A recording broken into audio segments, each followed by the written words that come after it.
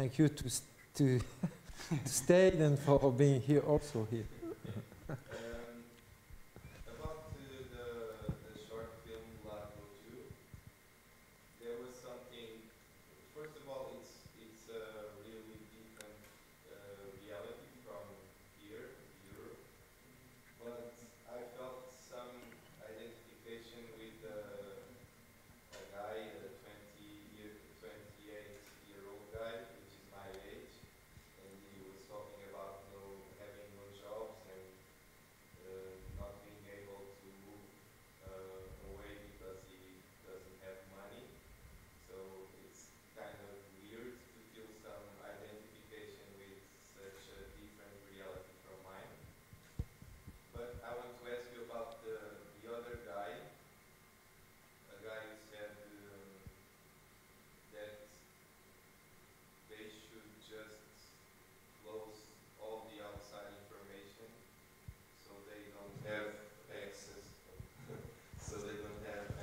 to these other realities and they can live with the one they have.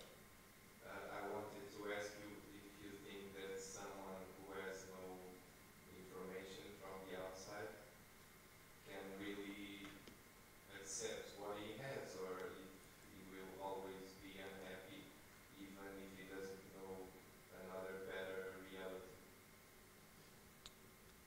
Ok, merci. J'ai oublié, je peux répondre en français ou... Ah, je peux répondre en français. La clôture de Fence, Hasla en arabe, dans le titre original, prétendait dire un peu de la condition de jeunes Algériens il y a 10 ans. Je ne crois pas que c'est fondamentalement changé, l'Algérie, même si c'est un pays qui a beaucoup d'argent, peut-être plus que le Portugal aujourd'hui, étrangement. Mais c'est une société fermée. Donc, je ne suis pas sûr d'avoir compris la façon dont vous avez formulé la question en anglais par rapport à refuser le dehors pour mieux accepter ce qui est vécu en Algérie. C'était une manière de dire ne faites même pas semblant au pouvoir algérien, ne faites même pas semblant de l'ouverture. Là, il faisait référence aux télévisions qu'on capte en Algérie avec des antennes satellitaires. Donc ne faites pas semblant de nous donner cette liberté-là d'accéder au dehors si de toute façon, dans notre pays, on vit comme des clandestins. Voilà, c'était d'ailleurs, c'est un peu Rome plutôt que vous, qui vous avez vu finalement après, ne dit pas autre chose, il le dit différemment, mais voilà, il devait traduire l'enfermement, la clandestinité, chose que tu connais pas, que vous ne connaissez pas en tant que jeune portugais, mais il me semble que c'est une grande part de la vie des jeunes Algérois. Alors les conditions sont moins difficiles qu'il y a 10 ans, il n'y a plus le couvre-feu, il n'y a plus la pression, il n'y a plus la violence, le niveau de violence qu'on a connu en Algérie. En Algérie, ça a été en 10 ans autour de 100 000 morts, 100,000 people killed. Donc voilà, ils ont dit, je voudrais aussi préciser que la clôture looks like a documentary, but it's not a documentary, it's a fiction because they were playing. I mean, we made several takes. And I was trying to get this feeling of violence from young people. Une violence qui vient du ventre et qui va être projetée. It's like I was thinking about like this movie, like Video Cobblestone, if you understand Cobblestone, pavé en français. Donc voilà, c'était frontal, c'était direct. Et voilà, première réponse. Je ne suis pas sûr d'avoir répondu à la question de manière précise, mais voilà. Moi, je crois que c'est légitime de dire on ne peut même pas faire semblant de vivre. Je vais continuer ma réponse en disant qu'il y a eu un grand mouvement de révolte dans une région d'Algérie qui s'appelle la Kabylie. Et le slogan, qui n'est pas forcément le mien, mais qui disait, et ça rejoint la remarque que vous faisiez, vous ne pouvez pas nous tuer. You can't kill us because we are already dead. C'est un peu le... Voilà. Vous ne pouvez pas nous tuer, nous sommes déjà morts.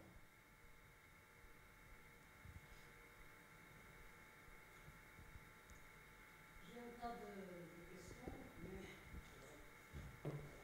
Merci. J'ai perdu un peu le pied par rapport à Algérie depuis longtemps, avec toutes les autres situations au nord de l'Afrique. Alors, l'Algérie a été un peu, au Portugal au moins pour moi, dans l'ombre.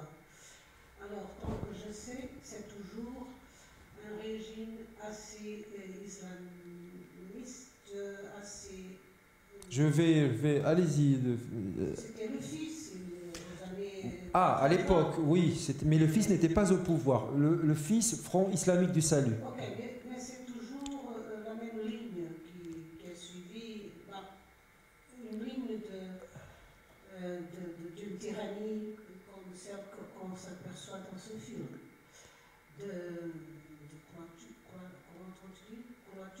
Clôture. De fermement, que les gens sont morts, sont clandestins. Mais la fin de ce film m'a fait penser que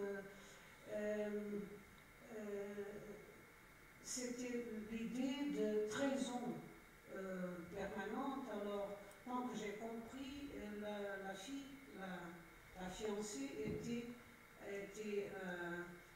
avait combiné avec quelqu'un de tuer le fiancé. Alors,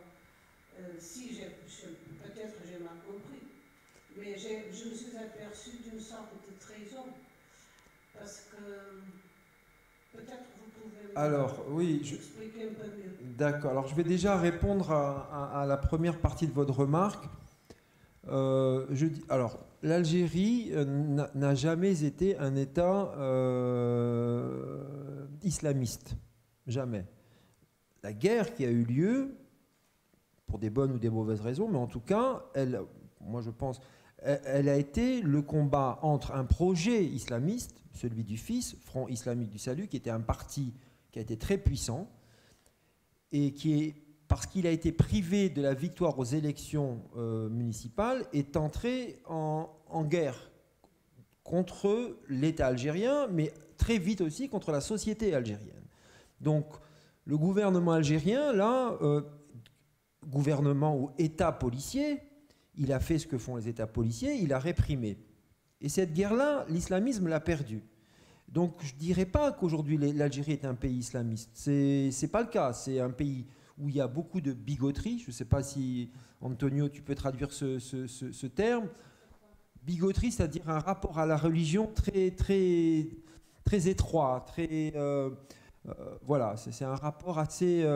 c'est un rapport craintif à la religion, mais qui est là, qui est très présent. C'est, disons, un pays conservateur, incontestablement, mais ce n'est pas un pays islamiste. Loin de là. L'islamisme en Algérie, à la différence de l'Égypte ou de la Tunisie, a perdu la guerre, a perdu la bataille. Ça, c'est mon analyse de la situation. Ça n'empêche que face à cet État islamiste, il y a encore un État répressif, mais pas dictatorial. Si c'était un État dictatorial, ce film n'aurait pas existé. Est-ce que vous pouvez imaginer que la clôture, Hasla, a été montrée en Algérie, dans les salles? C'est vrai qu'il n'est pas acheté par la télévision algérienne, mais je peux montrer ce film-là. J'ai obtenu des autorisations de tournage du ministère algérien de la Culture pour faire Rome plutôt que vous. Donc la situation est plus complexe que ça. Voilà, il y a... Voilà, donc ça, je fais un panorama très général pour essayer de redire la situation, notamment par rapport aux autres pays arabes qui, après avoir fait des révolutions, renversé des tyrans, Ben Ali, Moubarak, il y a eu des élections, c'est les islamistes qui sont arrivés au pouvoir. Je vous le dis, aujourd'hui en Algérie, des élections, ce n'est pas l'islamiste qui arrive au pouvoir. Il y a 1000 raisons à ça, et notamment parce qu'il y a eu cette guerre et que la société algérienne a compris ce qu'était le projet islamiste. Voilà. Maintenant, par rapport à votre deuxième question, savoir si Zina a trahi la fiancée, elle n'a évidemment pas trahi. Il n'y a pas de complot, il y a juste deux jeunes gens qui croyaient pouvoir trouver des papiers pour fuir, ont fait une mauvaise rencontre, et la mort dans ces années-là, je l'ai un peu expliqué tout à l'heure au début de la séance, beaucoup de gens se sont fait tuer sans comprendre pourquoi ils se faisaient tuer. Précisément pourquoi? Parce qu'il pensait, il y a eu un autre Premier ministre, je vous rappelle une anecdote, il disait pourquoi ils ont tué un tel, il n'est ni policier ni communiste. Mais ils les ont tués parce qu'ils étaient du côté de la vie, tout simplement. Beaucoup de gens en Algérie ont perdu la vie. Il y a des jeunes femmes qui voulaient encore aller à l'école. Elles insistaient pour y aller. Des groupes islamistes ont assassiné ces gens. Ils ont assassiné des enseignants. Ils ont assassiné... Enfin, à un moment donné, c'était une guerre totale contre la société. C'est toute la société qui a été excommuniée. Le terme, voilà, je pense que c'est la société entière qui a été excommuniée. Et il fallait donc exterminer la société. Donc, il n'y a pas de complot, là, il y a juste deux jeunes gens à la recherche d'une ligne de fuite, d'un point de fuite, qui font la mauvaise rencontre sur des islamistes. Voilà. J'espère avoir répondu à votre question. Mais je vous vois toujours circonspect, un peu interrogatif.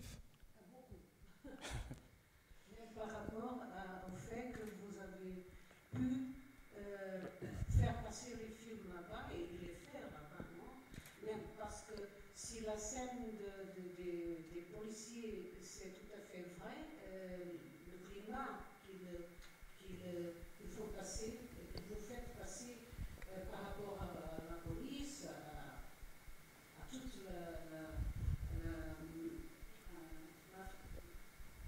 le contrôle. Oui, oui, ben, c'est une vraie. Oui. Alors, je me demande comment c'est possible de faire passer. Alors, pour une raison. Absolument, mais je vais essayer de redire les choses un peu différemment. Ça veut dire que le pouvoir en Algérie, il n'est pas différent du pouvoir ailleurs dans le monde. Le pouvoir, ça n'est jamais vertical. Ça veut dire que dans un pays, le pouvoir en Algérie, il est partagé. Il est partagé entre différentes tendances. Certaines veulent que ce type de film existe, d'autres ne veulent pas. Alors on nous laisse le faire, on ne nous donne pas d'argent, il n'est pas acheté par la télévision, on peut le montrer dans une salle, ça concerne peu de gens, mais le film existe.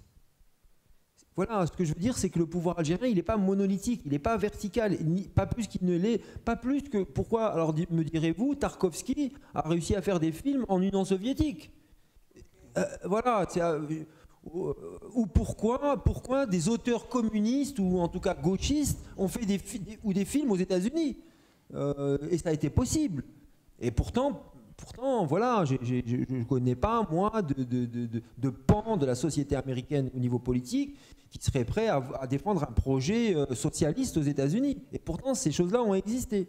Donc voilà, ce que je veux dire, c'est qu'un pouvoir, c'est jamais monolithique.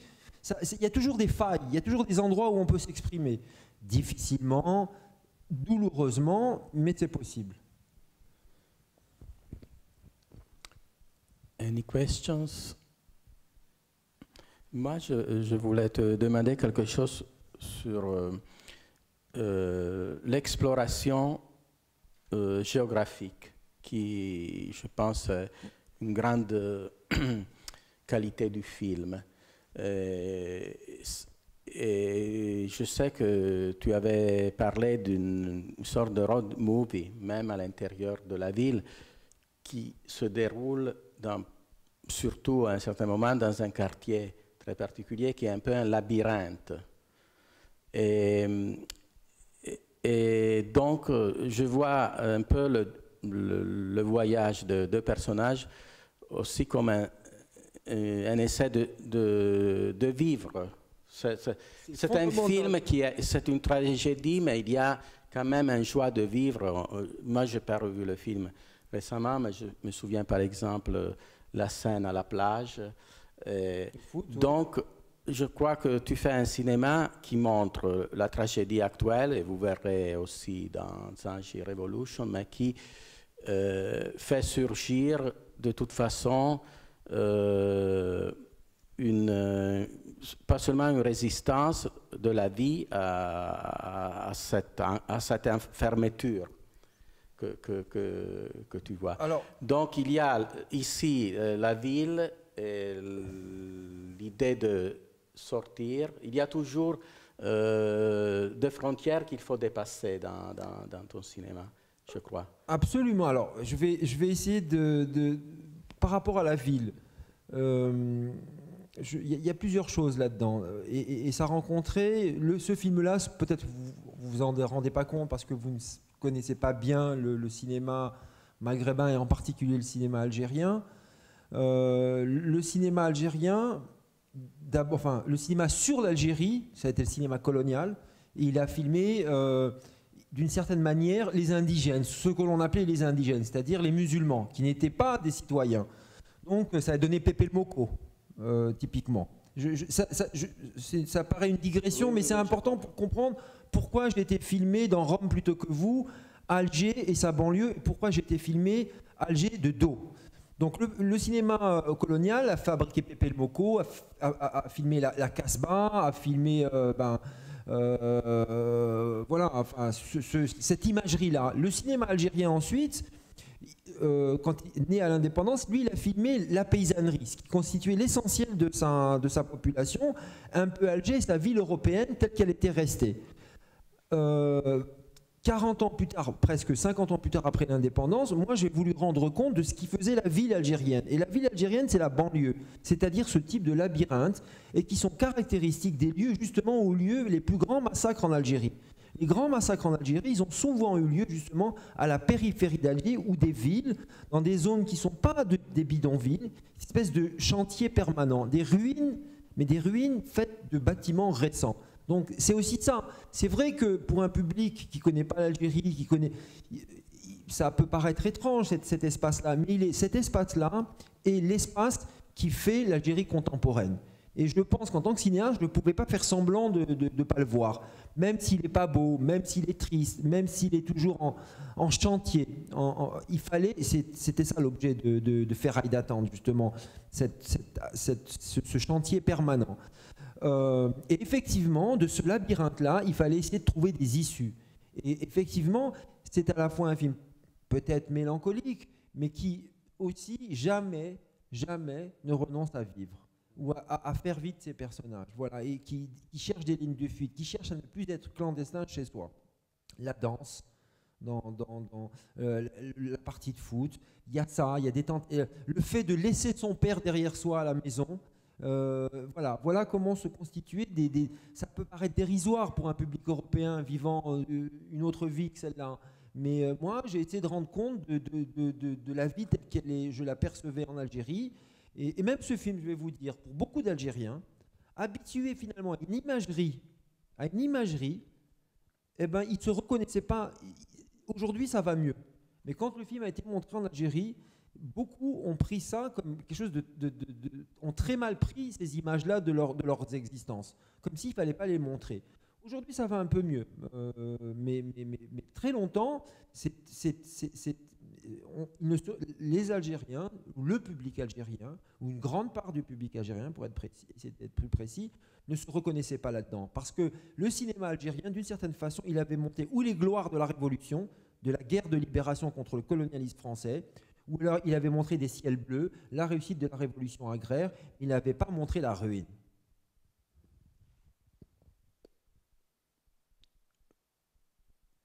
Je crois que ça sera intéressant de voir les films demain Inland et Zanchi Revolution dans mercredi soir dans cette même salle, parce que là tu fais de film en film, tu élargis ta géographie. Dans ce film, il y a Alger et ce quartier particulier qui La Madrague. Voilà. Et Inland, c'est l'après-guerre.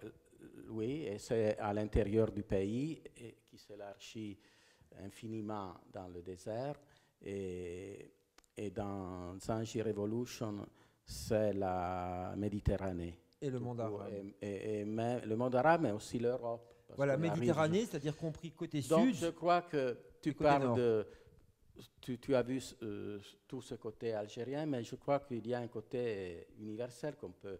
Cette situation que tu vois là, ce n'est pas complètement c'est pas étranger.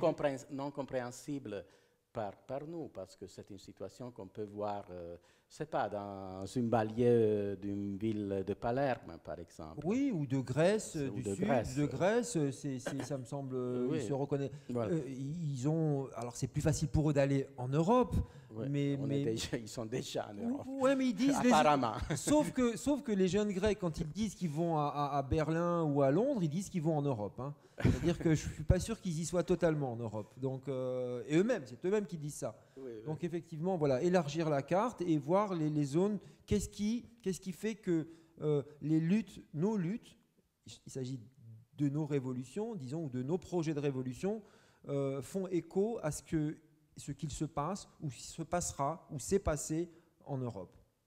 C'est ça, bon, ça c'est... Voilà, donc...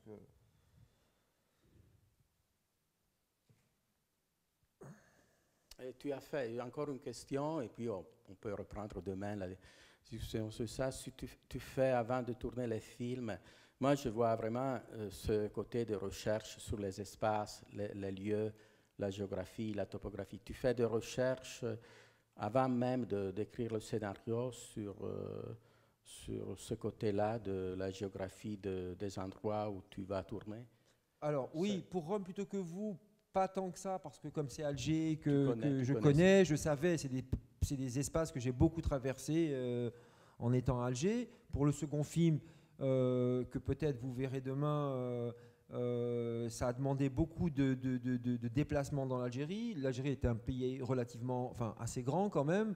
Donc oui, ça a demandé beaucoup de travail, des milliers de kilomètres de repérage pour aller voir, chercher, discuter avec les gens. Et ça a pris beaucoup de temps.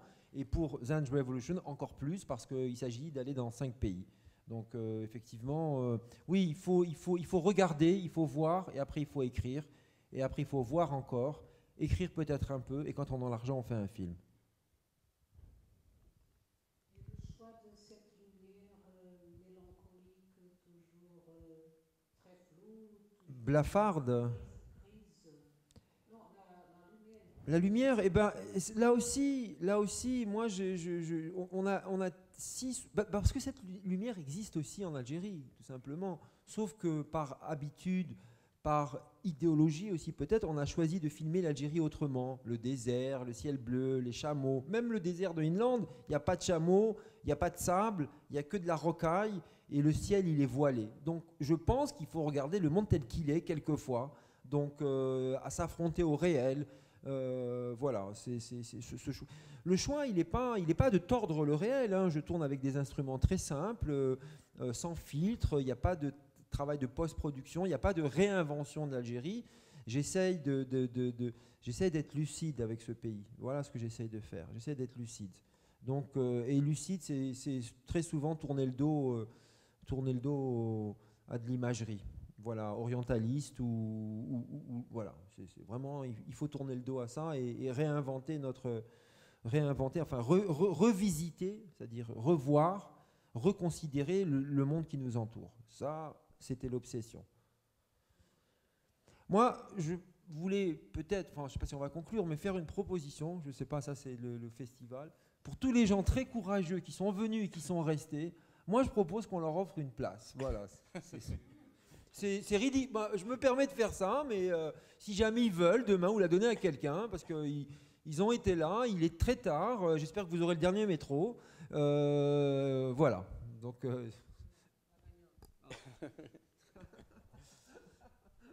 Bon, mais donc, on remercie vous, merci. spectateurs, on remercie Tariq. Merci Pour Roberto. être là, et on vous invite demain à voir Inland à 19h dans Monumental et Zanj Revolution, qui est le film le plus récent, le dernier film de Tariq, qui passe après-demain ici dans cette même salle à 22h. Et donc, on espère de vous revoir tous ici. Merci. Merci. Bonsoir.